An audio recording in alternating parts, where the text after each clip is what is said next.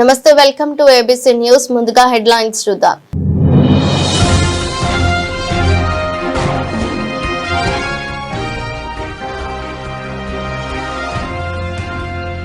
ఇరవై 29వ డివిజన్లో సమస్యలకు పరిష్కారం ఎమ్మెల్యే ఆదిరెడ్డి శ్రీనివాస్.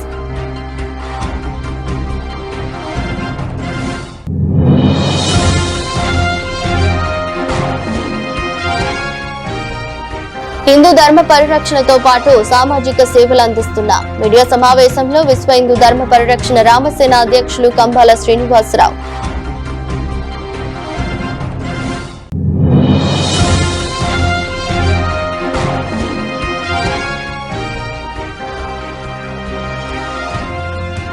పారిశుద్ధ్య పనులు పకడ్బందీగా చేపట్టాలి కమిషనర్ రాహుల్ మీనా.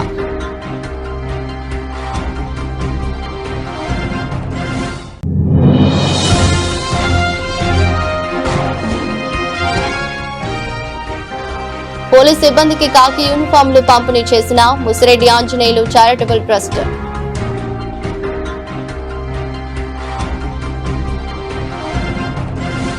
దావోస్ వేదికగా ప్రపంచ ఆర్థిక సదస్సు జరుగుతోంది. ఈ సదస్సులో పాల్గొన్న సీఎం చంద్రబాబు నాయుడు వివిధ దేశాధినేతలు, మంత్రులు, ఉన్నతాధికారులతో వరుసగా సమావేశాలు నిర్వహిస్తున్నారు.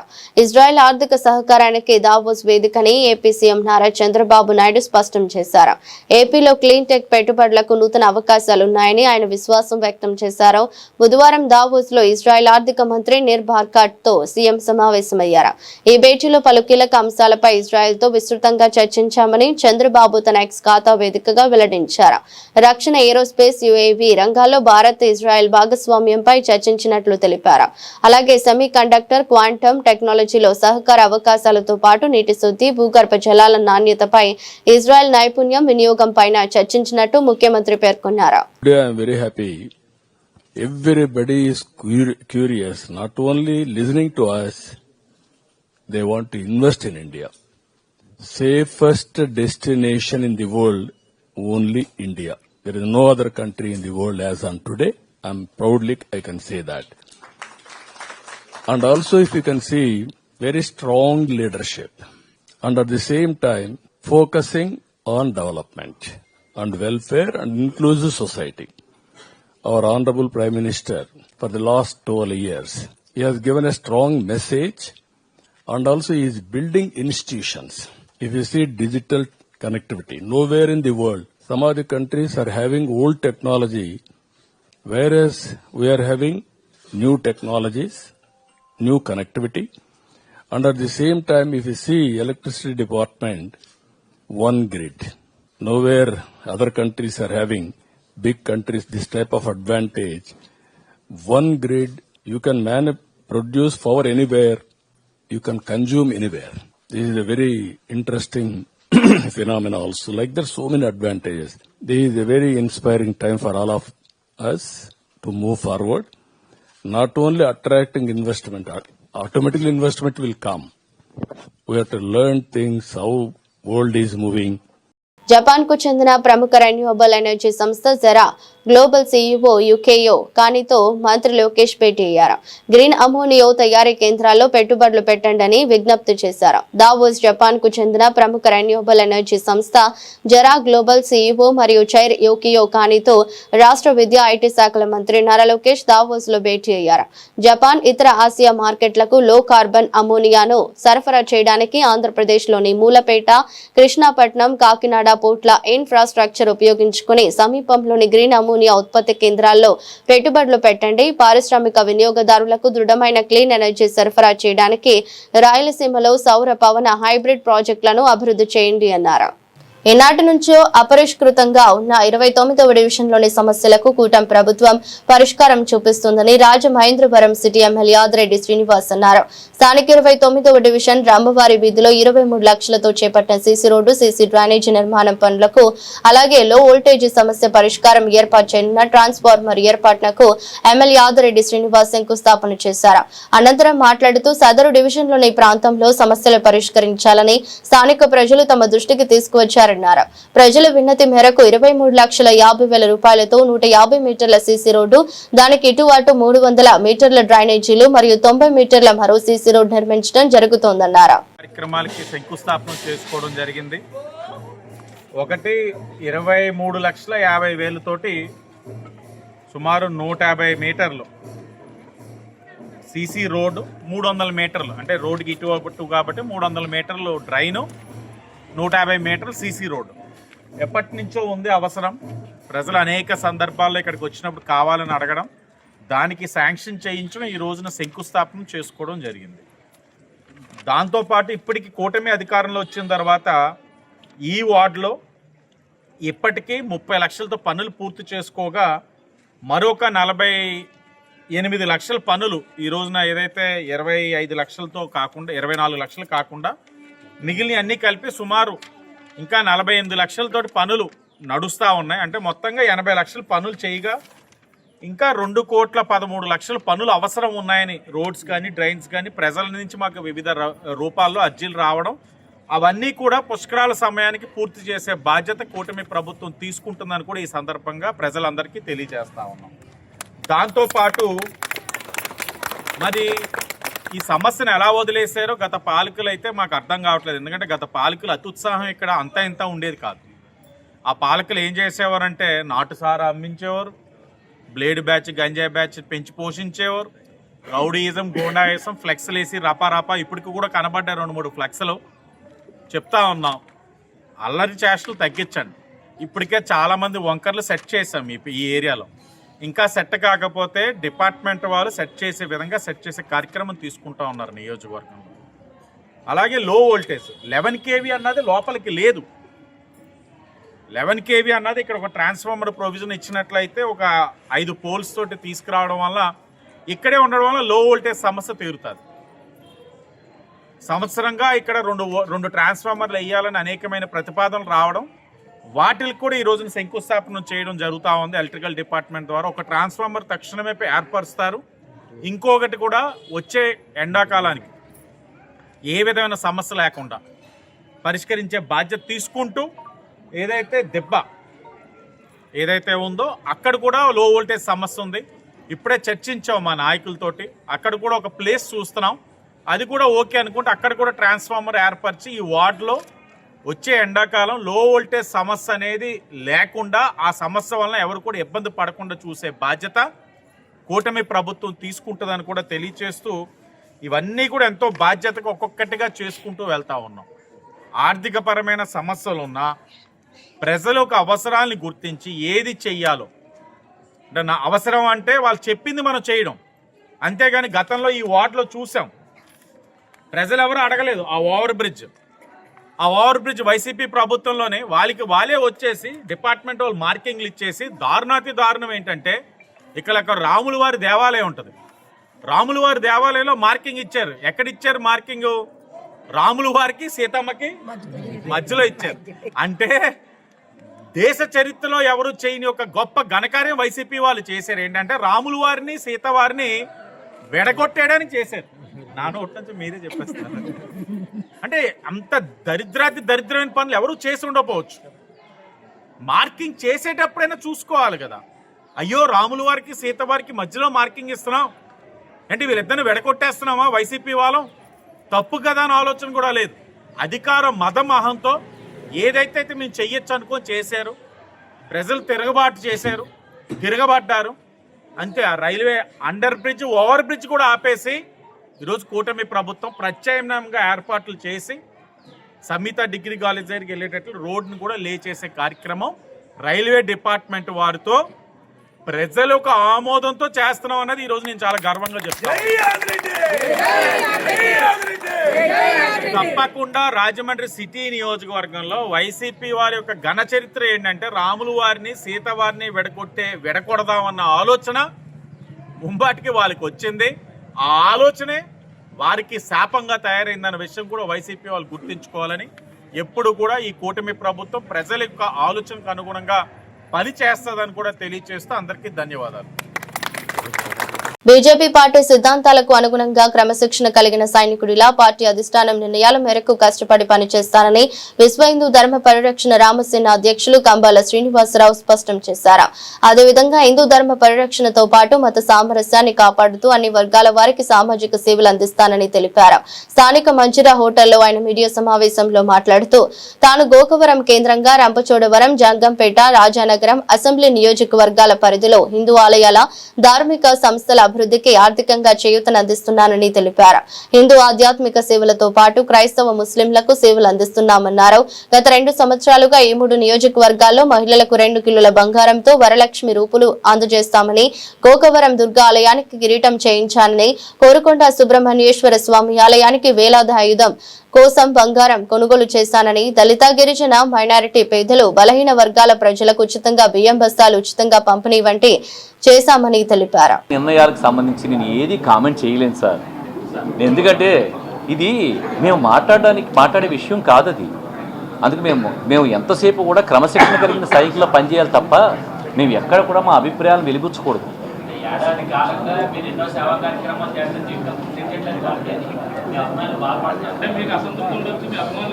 గుర్తింపు లేదని మాత్రం లేదండి. నాతోటి పెద్దలందరూ మాట్లాడుతున్నారు. మా సోము వీర్రాజు గారు నాతో మాట్లాడుతున్నారు. మా పురంధరేశ్వరి గారు మనం కలిశాను. ఆవిడ కూడా చాలా సౌద్భావంతో మాట్లాడారు. రామ్మాధవ్ గారితో ఎప్పుడు మాట్లాడుతూనే ఉన్నాను. నేను వెళ్ళి సార్ నాకేం పదేస్తారని చెప్పి నేను ఎప్పుడు అడగలేదు. నేను అడగను కూడా. నేను ఒకటే మాట చెప్తున్నానండి. భారతీయ జనతా పార్టీలో దశాబ్దాల తరబడి ఉండి సేవ చేసుకుంటూ ఇప్పుడు ఈ మధ్య గుర్తింపు పొందిన వాళ్ళు కూడా చాలామంది ఉన్నారు. 40 సంవత్సరాల పాటు సేవ చేసి ఈ మధ్యకాలంలో గుర్తింపు పొందిన ఉన్నారు. నేనెంత అండి, నేను 24 డిసెంబర్లో జాయిన్ అయ్యాను కదా. ఇప్పుడు నేను తొందరపడిపోవాల్సిన అవసరం ఏమొచ్చింది? వస్తుంది, వాళ్ళు ఇస్తారు, ప్రశాంతంగా తీసుకుందాం.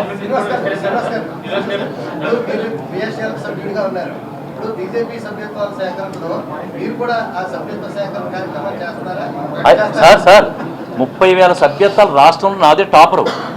క్రియాశీలక సభ్యత్వాలు 100 నాదే టాపరు. నరేంద్ర మోడీ గారి యాప్లో 4,50,000 పాయింట్లు, 4,20,000 పాయింట్లతో ఫస్ట్ ఆర్ సెకండ్ పొజిషన్లో ఉన్నాను నేను. నా టార్గెట్ ఏంటి తెలుసా మీకు? 1,60,00,000 హయ్యెస్ట్ పాయింట్స్.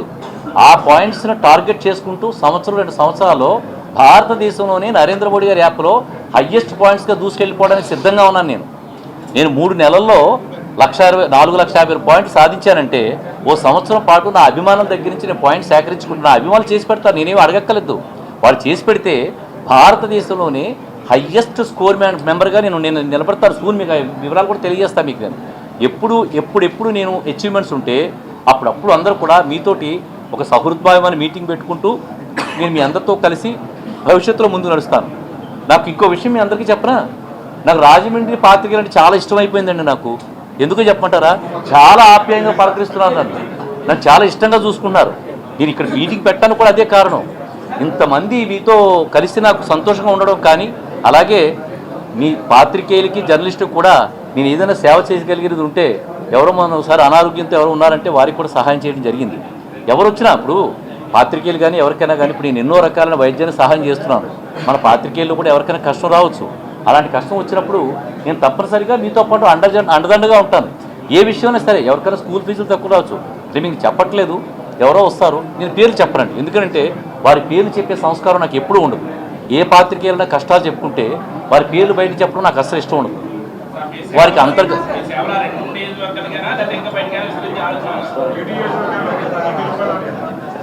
నాకు పార్టీ అనుమతిస్తే భారతీయ కాంపిటీషన్ అవుతానో లేకపోతే ఇంకోటనో 10 మంది 10 రకాలుగా అనుకుంటారు. కానీ ఒక రాజకీయ నాయకుడిగా నేను నా పరిధి మించి తప్పుగా ఆలోచించడం నాకు కరెక్ట్ కాదు. తప్పుగా ఆలోచించే అవకాశం వచ్చినప్పుడు, ఆ సందర్భం వచ్చినప్పుడు కూడా నేను మంచిగా ఆలోచిస్తేనే ప్రజలు ఇష్టపడుతున్నారు. ఎలాగంటే ఒక చిన్న తప్పు మాట మాట్లాడినా నాకు ప్రజలు నా నుంచి వినడానికి సిద్ధంగా లేరు. అలాగే అంత ఇష్టంగా ఉన్నాను నేను ప్రజలకి. అది సార్. ఎలా అంటే పిల్లలు కాలేజీ కుర్రోళ్ళు చాలా బాగా వచ్చారు నా దగ్గరికి. నాకు చాలా ఇష్టంగా ఉందండి. పిల్లలు పాపం స్కూటర్ తాకట్టు పెట్టి, గొలుసులు తాకట్టు పెట్టి వాడు కార్యక్రమాలు చేసుకుంటే నేను ఇన్ని సేవలు చేస్తున్నాను. నేను ఎవరికి రాజమండ్రిలో వేలు పెడదాం లేకపోతే ఇంకోటని కాదు నా ఉద్దేశం. వాళ్ళు చాలా ఆర్ద్రతగా అడిగారు నన్ను, సార్ ఇలాగ డబ్బులు లేవండి, మీరు సహాయం చేస్తారని విన్నాం, అందువల్ల మాకు సాయం చేస్తారని అడిగితే వాళ్ళ కళ్ళల్లో ఆనందం చూడాలనిపించింది నాకు. అందుకే చిన్న షాట్ కొట్టాను. ఆ షాట్కి వాళ్ళు ఎంత ఉత్సాహపడిపోయారంటే రాజమండ్రి కాదు, నాకు ఆ వీడియోకి సంబంధించిన ఇన్స్టాగ్రామ్లో ఆ రీలు, దానికి వస్తున్న కామెంట్స్ చూస్తే నాకు ఉత్సాహం ఇంకా పెరుగుతుంది. రాజమండ్రిలో ఇలాంటి కార్యక్రమాలు 4-5 చేస్తే బాగుండు కదా అని చెప్పి నాకు ఉత్సాహం కలుగుతుంది. అంత బాగా రిసీవ్ చేసుకున్నారు వాళ్ళు. అది సంగతి.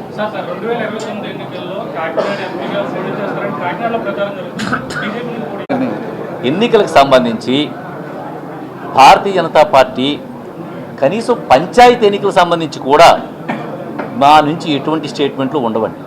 నేను చెప్పను కూడా. ఎందుకంటే ఎన్నికలకు సంబంధించింది రాష్ట్ర అధిష్టానానికి సంబంధించిన విధి విధానాలు. అంత పెద్దవారికి సంబంధించిన విధి విధానాల్లో నేను ఎందుకు పెడతాను చెప్పండి. నేను దాని గురించి మాట్లాడను. దానికి సంబంధించిన ఎలాంటి స్టేట్మెంట్లు మా దగ్గర నుంచి ఎప్పటి నుంచి ఉండకూడదు.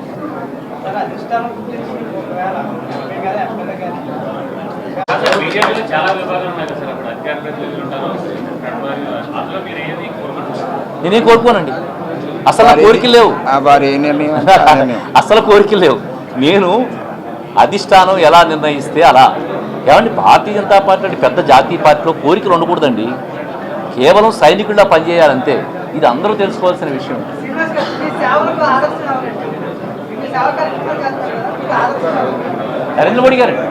నరేంద్ర మోడీ గారు, యోగి ఆదిత్యనాథ్ గారు. ఇప్పుడు ఎవరు తక్కువ చెప్పండి. మా రాష్ట్ర నాయకురాలు పురంధరేశ్వరి గారు ఉన్నారు. ఎన్టీ రామారావు గారు కూతురు ఆవిడ 4 భాషలు అనుగుణంగా మాట్లాడగలుగుతారు. ఆవిడకి ఎంతో ప్రతిభాశైలి. ఇంటర్నేషనల్గా భారతీయ జనతా పార్టీ ఎన్నో చోట్ల డెప్యూటేషన్ పంపిస్తుంది ఆవిడని. అదే సోము వీర్రాజు గారు నేషనల్ నాయకుడు, రామ్ మాధవ్ గారు జాతీయ మాకు రాష్ట్ర అధ్యక్షుడు, బిక్కిరి విశ్వేశ్వరరావు తక్కువ, అలాగే సిక్కి రాజేంద్ర గారు తక్కువ, ఎవరు తక్కువ కాదు. ఇంకోటి అంటే మేమందరం కూడా ఈ మధ్యకాలంలో చూశారు, ఎన్డీఏ ప్రభుత్వంలో ఉండే నాయకులు అందరినీ కలుపుకుంటూ పెడుతున్నాను. కొంతమందికి నేను అందుబాటులో లేకపోవడం నిజమే. ఫోన్ కూడా ఒకసారి ఎత్తలేకపోతున్నాను, అదైతే నిజమే. దానికి ప్రత్యామ్నాయంగా కొన్ని ఏర్పాట్లు చేయడానికి అన్ని ఏర్పాట్లు చేసుకున్నాను. అది మీకు ఎవరికి అసౌకర్యం కలగకుండా ఉండడం కోసం కొన్ని ఏర్పాట్లు చేసుకుని, ముఖ్యంగా పాత్రికేయుల నుంచి ఏదైనా ఫోన్ వస్తుందనంటే దాన్ని వెంటనే స్పందించడం కోసం మా సోషల్ మీడియా సిరీకి ఒక చిన్న ఏర్పాట్లు చేస్తుంది. కొన్ని నెంబర్స్ ఇస్తుంది. ఆ నెంబర్స్కి క్రాంతి అనే ఒక అమ్మాయిని అపాయింట్ చేస్తాం. ఆ అమ్మాయి రిసీవ్ చేసుకుని మీకు రెస్పాండ్ అయ్యే విధంగా మీకు అందుబాటులో ఒక్క రోజులోని 24 గంటల టైంలో ఒకవేళ నేను కానీ ఫోన్ ఎత్తకపోతే 24 అవర్స్లో మీకు మేము రెస్పాండ్ అయ్యే విధంగా కొన్ని ఏర్పాట్లు చేసుకుంటాం. జనతా పార్టీకే నేను అంకితం. సైనికుల్లా పనిచేస్తా. నాకు భారతీయ జనతా పార్టీ అంటే ఇష్టం. భారతదేశాన్ని కాపాడే ఏకైక పార్టీ భారతీయ జనతా పార్టీ. దాన్ని నడిపిస్తున్నవాడు నరేంద్ర మోడీ గారు భగవత్ స్వరూపుడు. యోగి ఆదిత్యనాథ్ హనుమంతుడు లాంటి వాడు. ఇలాంటి భావజాలంతో నా రామసేనను స్థాపించిన రామసేనను తీసుకుని రామసేనతో దండుగా కలిసేటతో భారతీయ జనతా పార్టీకి రేపు జాయిన్ అయ్యాను. నేను ఇప్పుడు భారతీయ జనతా పార్టీ ప్రాణంగా బ్రతుకుతున్నాను. నేను అమెరికా కూడా వెళ్ళడం మానేశాను పిల్లల దగ్గరికి. నా పిల్లలు నాతో కోపం వచ్చి మాట్లాడడం మానేశారు. డాడీ మీరు రావట్లేదని చెప్పని. నా పిల్లలు కూడా ఇక్కడ రాలేకపోతున్నారు. వాడు ఇప్పుడున్న ట్రంప్కి సంబంధించారు. నేను మా వైఫ్ ఏమో హైదరాబాద్లో ఉండి మా అత్తగారికి సంబంధించిన ఆరోగ్య వివరాలు చూసుకుంటారు ఆవిడ. ఇలాగా నేను కేవలం పొద్దున్న 6 గంటలు వేసి రాత్రి 12 గంటల వరకు కేవలం ప్రజాసేవలోనే గడుపుతూ భారతీయ జనతా పార్టీకి విశిష్టతను ప్రచారం చేసుకుంటూ దానికి సంబంధించిన హోర్డింగ్సు, నరేంద్ర మోడీ గారు చేసే పనులకు సంబంధించిన వివరాలు ఇవన్నీ హోర్డింగ్స్లో పొందుపరుస్తూ రామసేన తరపు నుంచి కూడా కొన్ని కార్యక్రమాలు చేస్తూ ఎక్కడైతే నాకు భారతీయ జనతా పార్టీ జోన్ నాకు అవకాశం ఏమదో ఆ జోన్లో రామసేన తరపు నుంచి కార్యక్రమాలు చేసుకుంటూ నేను ప్రజాసేవలోనే పూర్తిగా అంకితమై తిరుగుతున్నాను. ప్రజలకు ఎక్కడ అసౌకర్యం కలగకుండా పారిశుద్ధ్య పనులను పకడ్బందీగా నిర్వహించాలని కమిషనర్ రాహుల్ మీనా ఆదేశించారు. బుధవారం తెల్లవారుజామున బొమ్మూరు పరిసర ప్రాంతాల్లో ఆయన పర్యటించారు. ప్రధాన రహదారితో పాటు పలు వీధులలో శానిటేషన్ మరియు డ్రైనేజీ నిర్వహణ విధానాన్ని పరిశీలించి సిబ్బందికి పలు సూచనలు చేశారు. రోడ్లపైన వ్యర్థాలు ఉండటానికి వీల్లేదని, చెత్తా చెదారంతో పాటు కాలువల్లో పొడికను ఎప్పటికప్పుడు తొలగించాలన్నారు. మురుగునీరు నిల్వ ఉన్న చోట్ల దోమల నివారణకు ఆయిల్ బాల్స్ వేయాలన్నారు. ఇంటింటికి చెత్త సేకరణ 100% జరగాలన్నారు. రాత్రి సమయాలలో ప్రమాదాల నుంచి రక్షణ కోసం పారిశుద్ధ్య కార్మికులు రేడియం స్టిక్కర్స్ ఉన్న అప్రాన్లు తప్పనిసరిగా ధరించాలని సూచించారు. అలాగే పారిశుద్ధ్య కార్మికులకు కావాల్సిన పనిముట్లు అందజేయవలసిందిగా సంబంధిత అధికారులను ఆదేశించారు. జగంపేట పోలీస్ స్టేషన్ సర్కిల్ కార్యాలయంలోని 35 మంది పోలీస్ సిబ్బందికి జగంపేట మండలం కాట్రావులపల్లి గ్రామానికి చెందిన ముసిరెడ్డి ఆంజనేయులు చారిటబుల్ ట్రస్ట్ ద్వారా యూనిఫామ్స్ పంపిణీ చేశారు. మంగళవారం ఉదయం జగంపేట స్టేషన్ సిబ్బందికి ముసిరెడ్డి నాగేశ్వరరావు ఆధ్వర్యంలో యూనిఫామ్ పంపిణీ కార్యక్రమం జరిగింది. ఈ కార్యక్రమానికి జగంపేట సిఐ వైఆర్కే శ్రీనివాస్, జీను మణిబాబు ముఖ్య అతిథులుగా హాజరయ్యారు. ఈ సందర్భంగా పోలీస్ సిబ్బందికి CI YRK Srinivas, SI Raghunatha Rao గ్రామ పెద్దల చేతుల మీదుగా యూనిఫామ్ పంపిణీ చేశారు. కార్యక్రమంలో పాండ్రంకి రాంబాబు, వేములకొండ జోగారావు, పీలా మహేష్, చేలికాని హరిగోపాల్ తదితరులు పాల్గొన్నారు.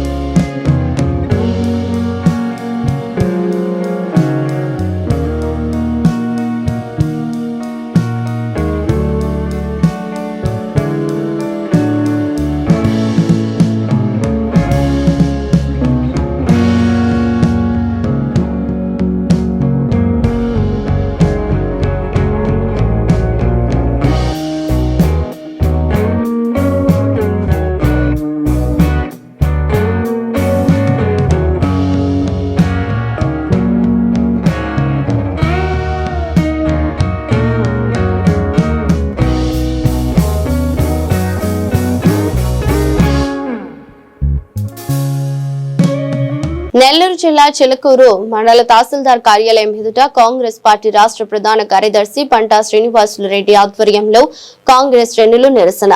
చిల్లకూరు మండలంలో కాంగ్రెస్ హయాంలో 13,000 ఎకరాల సీలింగ్ భూములను సేకరించారు. సీలింగ్ భూములను పేదలకు ఎక్కడ ఇచ్చారో అధికారులు స్పష్టం చేయాలి. గత 4 ఏళ్లుగా సీలింగ్ భూములపై పోరాటం చేస్తున్న చర్యలు మాత్రం శూన్యం. వందలాది ఎకరాల సీలింగ్ భూముల్లో రియల్ ఎస్టేట్ వెంచర్లు వేస్తుంటే అధికారులు చోద్యం చూస్తున్నారు. సీలింగ్ భూముల అన్యాక్రాంతంపై అధికారులు శ్వేతపత్రం విడుదల చేయాలని డిమాండ్ చేసిన కాంగ్రెస్ శ్రేణులు జాతీయ రహదారి వెంబడి కోట్ల రూపాయల ప్రభుత్వ భూములు అన్యాక్రాంతమయ్యాయి.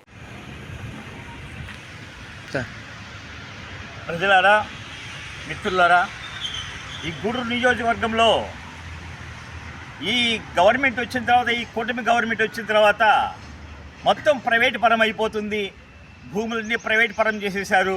అంతా కార్పొరేట్ దారాదత్తం చేసేశారు.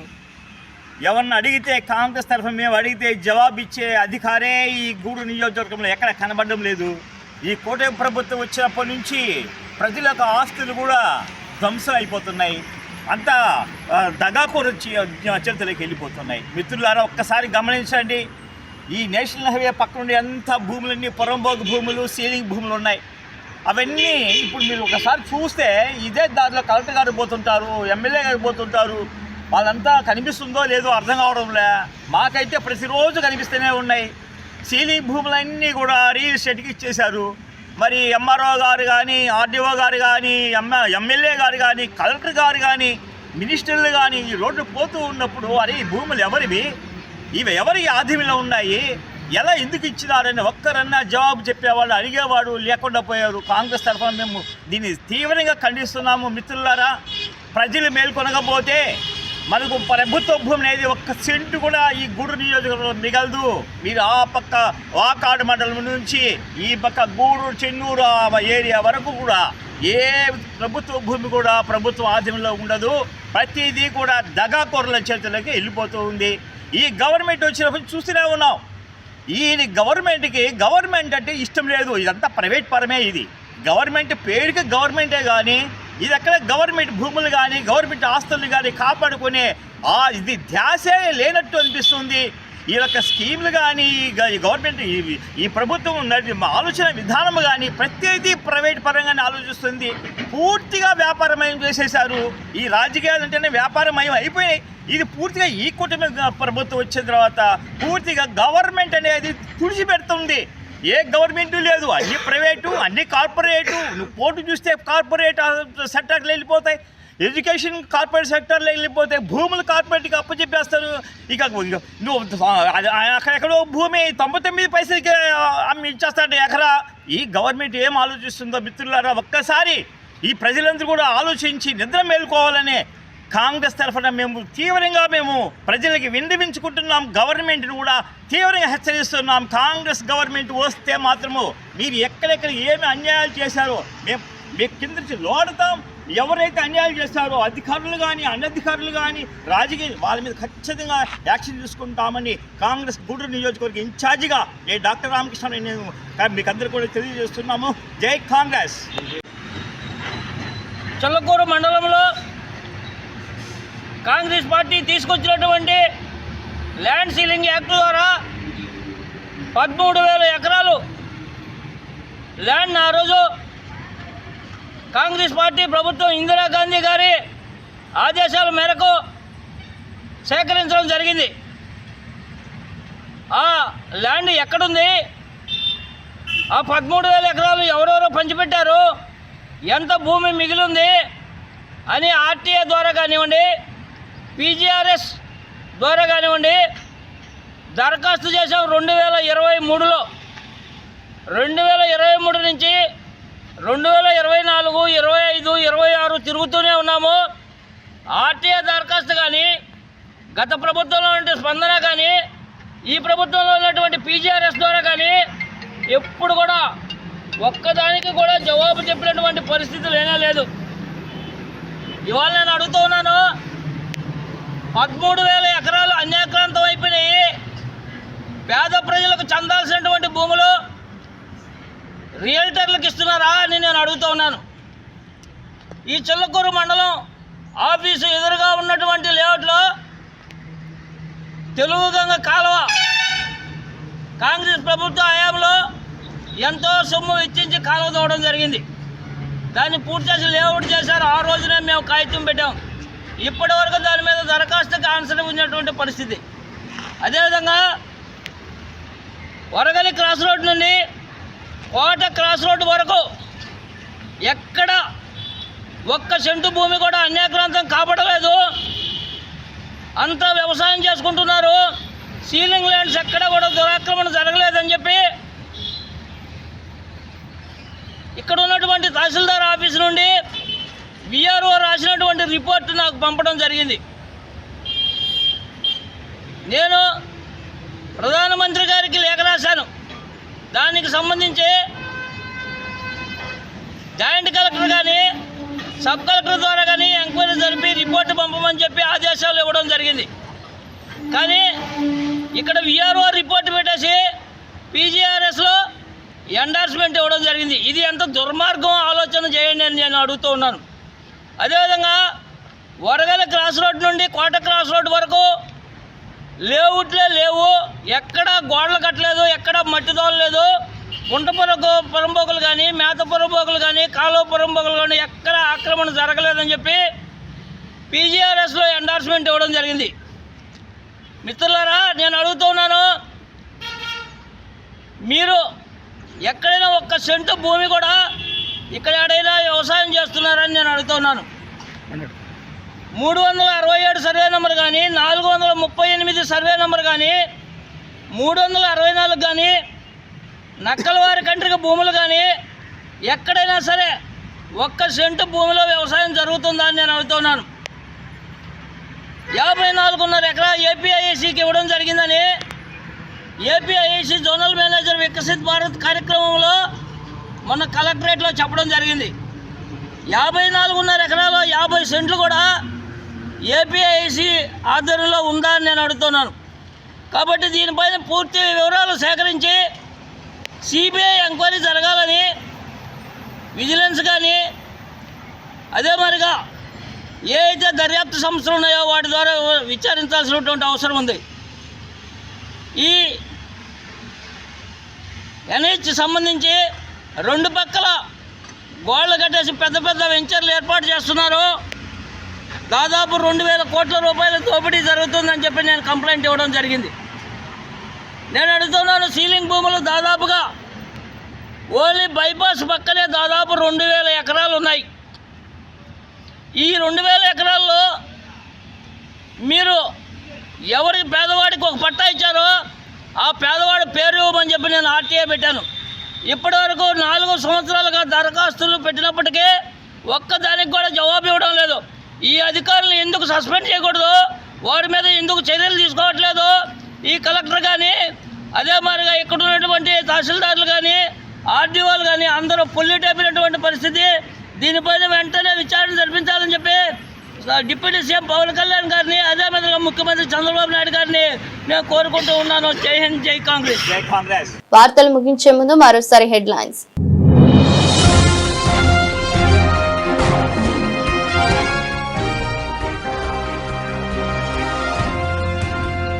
ఇరవై 29వ డివిజన్లో సమస్యలకు పరిష్కారం ఎమ్మెల్యే ఆదిరెడ్డి శ్రీనివాస్.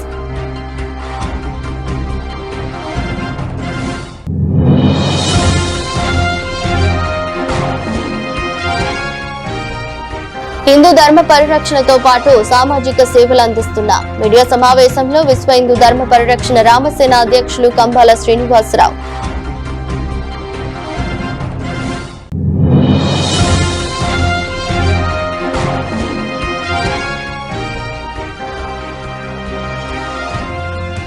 పారిశుద్ధ్య పనులు పకడ్బందీగా చేపట్టాలి కమిషనర్ రాహుల్ మీనా.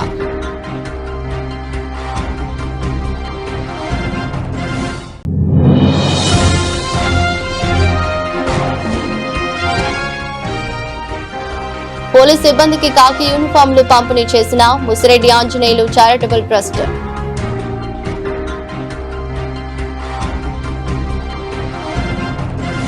ఇది రోజు బులెటిన్. మరో బులెటిన్ లో మళ్ళీ కలుద్దాం. అంతవరకు సెలవు. నమస్కారం.